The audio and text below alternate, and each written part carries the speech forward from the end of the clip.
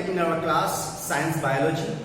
In a previous chapter, we have studied about the chapter 6. Have we started already the first topic, nutrition in living organisms? Let's start to the next topic, respiration in organisms. Respiration क्या है? Breathing, oxygen लेना, carbon dioxide छोड़ना. Basically plants भी ऐसा करते हैं, living organisms में animals भी ऐसा करते हैं, बैक्टीरिया भी करते हैं. All living organisms consider the respiration. The main motive to take the oxygen, lack हो, absence हो, जैसे भी हो, but उनका main motive क्या है? To earn, to release the energy, which is further stored in a mitochondria or other cell organs, right? तो respiration क्या है? एनर्जी प्रोड्यूस करने का एक प्रोसेस है. डेफिनेशन क्या है? Food is burned in the cell of body with the help of O2. Release energy which stores in a mitochondria as ATP, adenosine triphosphate. Mitochondria में होने वाला वो प्रोसेस जिसमें फूड को बर्न किया जाता है एनर्जी के लिए, क्या बनाया जाता है? Adenosine triphosphate. इस एडेनोसिन ट्राइफॉस्फेट को एनर्जी करेंसी भी बोला जाता है, energy currency. But in bacteria तो प्रोकैरियोटिक सेल है ना, तो बैक्टीरिया प्रोकैरियोटिक सेल है तो उसके अंदर माइटोकॉन्ड्रिया एब्सेंट है. तो ऐसे कंडीशन के अंदर रेस्पिरेशन कहां होगा?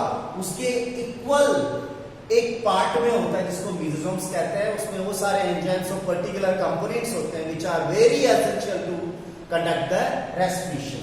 This is the chemical equations. This is the chemical equation of respiration in cellular respiration process. इसको बैलेंस कर देते हैं अपन इस तरह से. यहां पर फूड यानी C6H12O6, this is the food of cell which is oxidized in presence of oxygen. Oxygen absent भी हो सकती है, प्रेजेंट भी हो सकती है, बहुत फ्यू पोजीशन में भी हो सकती है, बहुत लेस कंडीशन में भी हो सकती है. Carbon dioxide and H2Os are produced products and energy which is stored in a mitochondria as adenosine triphosphate. This is mitochondria is the site of respiration in eukaryotic cell. इसके अंदर energy बन रही है, that's why it is called power house of the cell, right? These are the different parts of mitochondria. Double membrane, इसमें होती है outer and inner membrane. आपने 9th class के अंदर पढ़ा है mitochondria is a strange cell organelle. Second is strange cell organelles. Chloroplast भी क्या है? स्ट्रेच सेल ऑर्गेनल्स है. और माइटोकॉन्ड्रिया भी है. माइटोकॉन्ड्रिया के अंदर स्ट्रेच ऑर्गेनल वाली चीज क्या हुई? तीन ऐसे थिंग्स है. फर्स्ट हो गया डबल मेम्ब्रेन. सेकंड हम बात करें इसके अंदर खुद का डीएनए होता है, सर्कुलर डीएनए. और थर्ड बात करें इसके अंदर खुद का राइबोसोम भी होता है. और ये राइबोसोम 70S टाइप का होता है. देखें, mitochondria surrounds with double membrane, outer membrane and inner membrane. In between the outer and inner membrane, a space is available that's called perimitochondrial space, where several chemical reactions constitute the energy productions are conducted here. Right?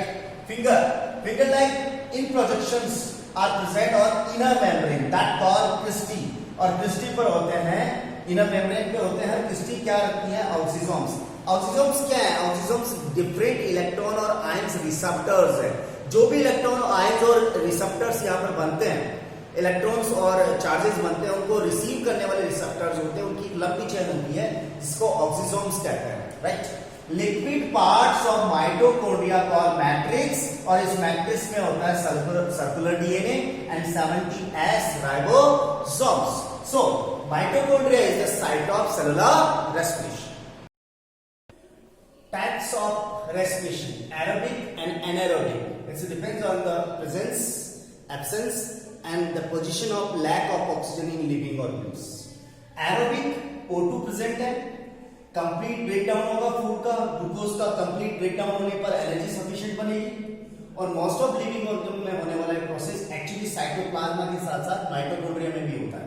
हम ये कहते हैं कि cellular respiration actually mitochondria में होता है, but respiration का आधा पार्ट साइटोप्लाज्मा में और नेक्स्ट आधा पार्ट माइटोकॉन्ड्रिया में होता है. इसका मतलब यहाँ माइटोकॉन्ड्रिया इन्वॉल्व है.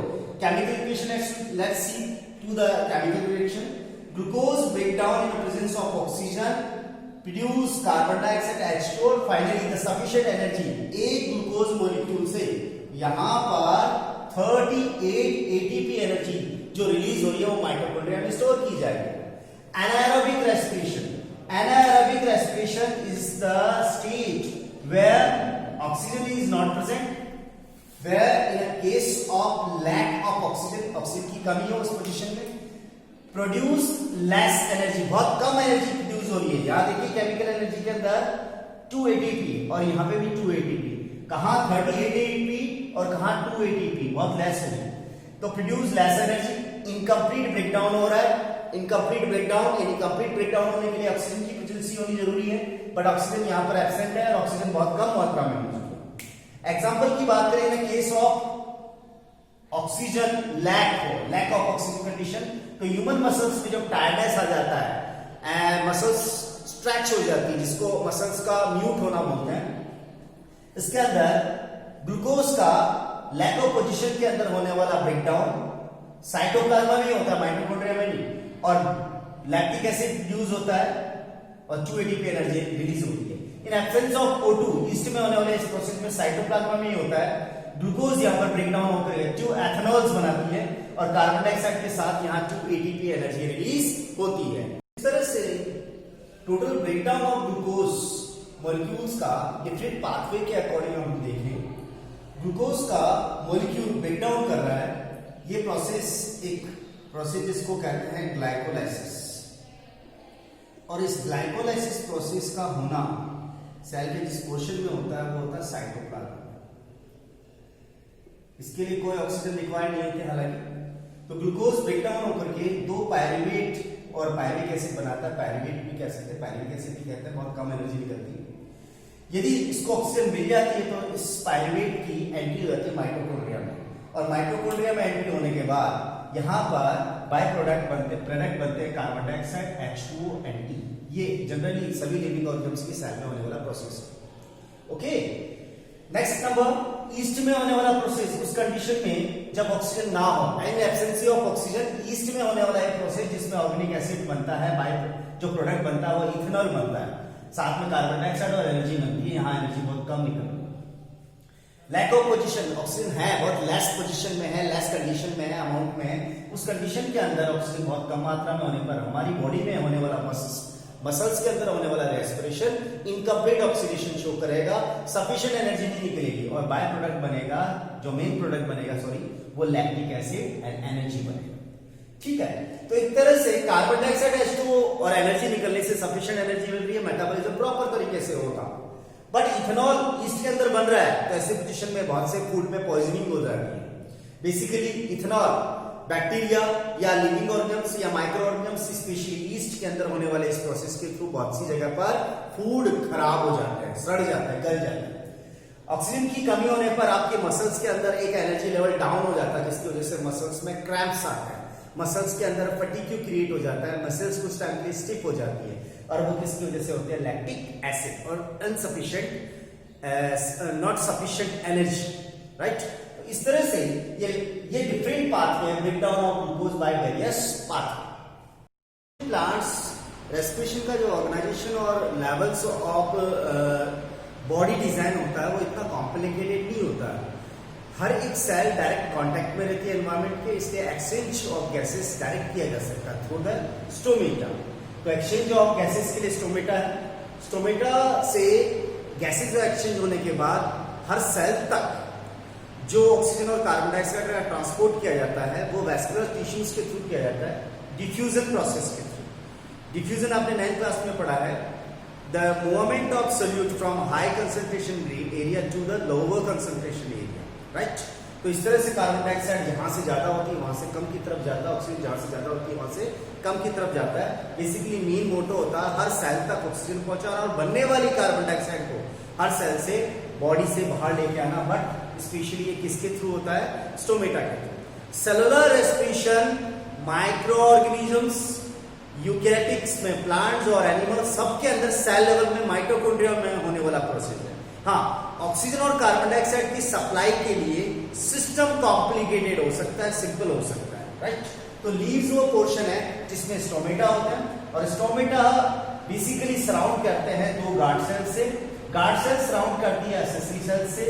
गार्ड सेल्स जिन पर्टिकुलर पोर्शन को कोर को सराउंड करते हैं उसको कहते हैं स्टोमेटल कोर, और that is the site of passage where through the oxygen को लिया जाता है, कार्बन डाइऑक्साइड को छोड़ा जाता है। तो सेलुलर रेस्पिरेशन तो यहाँ पे भी वही रहेगा, वो क्या रहेगा, C6H12O6 carbon dioxide oxygen, 6CO2 6H2O and sufficient energy जो बन रही है वो बन रही है एनर्जी, सफिशिएंट एनर्जी 38, राइट। तो स्पेसिफिक प्लांट्स के अंदर रेस्पिरेशन यानी गैसेस एक्सचेंज होने वाला जो प्रोसेस है वो डिफ्यूजन के थ्रू होता है। So diffusion is sufficient for the gases exchange, for the transportation of gases in a various parts of the plant. अब हम बात करें respiration in human beings. Respiration in human beings का जो बॉडी डिजाइन होता है, not only respiration in human beings, chordates की बात करें, लोअर नॉन कॉर्डेट्स की बात करें, उनके अंदर एक कॉम्प्लिकेटेड बॉडी डिजाइन है। हर एक सेल बॉडी की डायरेक्ट एनवायरनमेंट के कांटेक्ट में नहीं है, तो डिफ्यूजन वहां पर सफिशिएंट नहीं हो सकता। हर सेल तक ऑक्सीजन और कार्बन डाइऑक्साइड के ट्रांसपोर्टेशन के लिए डिफ्यूजन वहां सफिशिएंट नहीं है। That is there is a need to have a very specific respiratory system. इस रेस्पिरेटरी सिस्टम के डिफरेंट पार्ट्स हैं।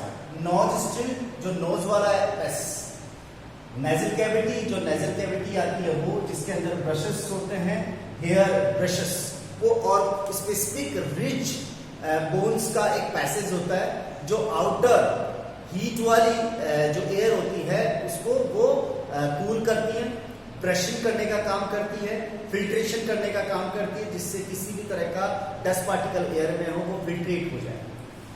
Pharynx and larynx, this is the throat region, जहां पर फेरिंक्स और लैरिंक्स एक साउंड बॉक्स है और साउंड बॉक्स के थ्रू है वो बेसिकली यहाँ साउंड यूज किया जाता है। इस लैरिंक्स के अपर पोर्शन पे यहाँ पर एक इपिग्लोटिस एक वाल्व होता है जो बेसिकली इस ट्रैकिया के पैसेज को इनवॉलंटरी रेगुलेट करने का काम कर रही है, क्योंकि ये वो साइट है जहां पर ईसोफेगस भी खुलता है और यहाँ पर रेस्पिरेटरी ट्रैक्ट भी खुलती है। तो उन दोनों के बीच में किसी तरह का कोई मिसबैलेंस ना हो जाए, उसलिए यहाँ पर एक कार्टिलेजिनस लिड होती है जिसको कहते हैं इपिग्लोटिस। तो फेरिंक्स और लैरिंक्स के बाद में ट्रैकिया मतलब विंड पाइप। इस विंड पाइप की ओपनिंग को ग्लोटिस कहते हैं और उस पर एक लिड होती है, एक वाल्व टाइप होता है जिसको इपिग्लोटिस कहते हैं। ट्रैकिया पर सी कार्टिलेज रिंग्स होती है, शीप से सी सैक कार्टिलेज रिंग्स हैं, वो इस ट्रैकिया को कोलैप्स होने से प्रिवेंट करती है, स्पेशली उस कंडीशन में जब ट्रैकिया में एयर ना हो, उस पोजीशन के अंदर तो कोलैप्स होने से बचाती है। ट्रैकिया खुलता है ब्रोंकाई में, ये ब्रोंकाई एरिया आ गया side by side, lungs left side और लंग्स राइट साइड, इन दोनों ही लंग्स के अंदर डिवाइडेशन होता है, दैट्स कॉल्ड अ ब्रोंकी। और ब्रोंकी आगे और डिवाइड होता है जिसको कहते हैं ब्रोंक्यूल्स। फाइनली ब्रोंक्यूल्स किसमें जाके एंड होती है जिसको कहते हैं एयर एल्वियोलाई, और ये सारी एयर एल्वियोलाई एल्वियोलर डक्ट की ओपनिंग की वजह से होती है। यहाँ पर ध्यान देने वाली बात यह है कि यहाँ लंग्स है, उसकी नीचे की तरफ एक स्पेसिफिक सर्कुलर मसल्स का लिड होता है जिसको कहते हैं डायाफ्राम, और उसी से अटैचमेंट में रहती है एब्डोमिनल मसल्स। अब हम बात करें यहाँ पर कॉस्टल मसल्स और रिब केस को चेस्ट कैविटी भी कहते हैं। देखिए, लंग्स में कॉन्ट्रैक्शन और रिलैक्सेशन करने का खुद का स्टैमिना नहीं होता, ये एक स्पंजी बॉडी पार्ट्स है, मस्कुलर बॉडी पार्ट्स नहीं है, इसलिए बॉडी में ब्रीथ इन ब्रीथ आउट करने के लिए लंग्स खुद कॉन्ट्रैक्शन और रिलैक्सेशन नहीं कर सकते। ये किस पे डिपेंड करते हैं? चेस्ट कैविटी के वॉल्यूम पर। चेस्ट कैविटी क्या है? कॉस्टल मसल्स, रिब केस यानी रिब्स और डायफ्राम, इनके सपोर्ट की वजह से एक बॉक्स लाइक स्ट्रक्चर बन जाता है, और इस बॉक्स लाइक स्ट्रक्चर के अंदर है वो लंग्स एनक्लोजेज रहते हैं। जब कॉस्टल मसल्स, रिब केस और डायफ्राम के अंदर कॉन्ट्रैक्शन क्रिएट होता है तो चेस्ट कैविटी के अंदर क्या होता है? चेस्ट कैविटी का वॉल्यूम कम हो जाता है। उस वॉल्यूम के कम होने की वजह से जो लंग्स में फिल्ड एयर होती है वो एक्सहेलेशन के थ्रू बॉडी से बाहर निकाल दी जाती है। इन अ रिलेटिव फॉर्म, यदि चेस्ट मसल्स, चेस्ट रिबकेज और डायफ्राम मसल्स के अंदर रिलैक्सेशन होता है, उस कंडीशन के अंदर चेस्ट कैविटी भी एक्सपेंडेड होती है और इस एक्सपेंडेशन की वजह से जो वॉल्यूम बढ़ता है उसकी वजह से जो एटमॉस्फेरिक एयर में जो ऑक्सीजन होती है वो लंग्स में आकर के फिल हो जाती है। तो इस तरह से ये एक पर्टिकुलर पोर्शन हो गया आपके रेस्पिरेशन का। इसी रेस्पिरेशन के हम बात करें यहाँ पर एल्विलाई। एल्विलाई लंग्स का इंपोर्टेंट पार्ट है जिसको हम कहते हैं structural and functional unit of lungs. Functional unit of lungs, तो लंग्स कितने हो गए? दो। लंग्स पर एक प्रोटेक्टिंग लेयर होती है जिसको प्लूरल मेम्ब्रेन कहते हैं और उनको सपोर्ट करने के लिए डायफ्राम होते हैं। लंग्स पर डेलिकेटेड पोर्शन है, इसलिए किसमें बंद रहते हैं? चेस्ट कैविटी में, और चेस्ट कैविटी इन मसल्स के कॉन्ट्रैक्शन की वजह से इनका वॉल्यूम कम हो जाता है और इनका वॉल्यूम बढ़ाया भी जा सकता है। तो इस तरह से ये लंग्स यहाँ पर प्रोसेस किए। मैकेनिज्म, तो मैकेनिज्म के अंदर दो स्पेसिफिक टाइप की एक्टिविटीज होती है, जिसको वेंटिलेशन कह सकते हैं या गैसेस एक्सचेंज कह सकते हैं। इस गैसेस एक्सचेंज को नॉर्मली हम जानते हैं breathing, breathe in inhalation and breathe out exhalation. Basically alveoli की सरफेस पर जो भी सराउंडेड ब्लड कैपिलरीज होती हैं वो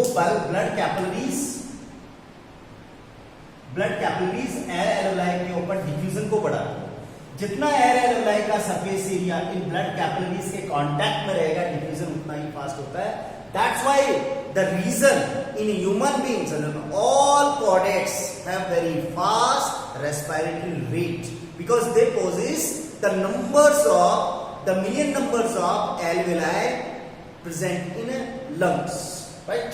तो alveoli membrane is a respiratory surface जहां डिफ्यूजन के थ्रू ये गैसेस एक्सचेंज होता है। ब्लड में जो कार्बन डाइऑक्साइड होती है वो एयर एल्वेलाई में आती है और एयर एल्वेलाई से बाहर की तरफ पैसेज में पैस आउट कर दिया जाता है एक्सहेलेशन।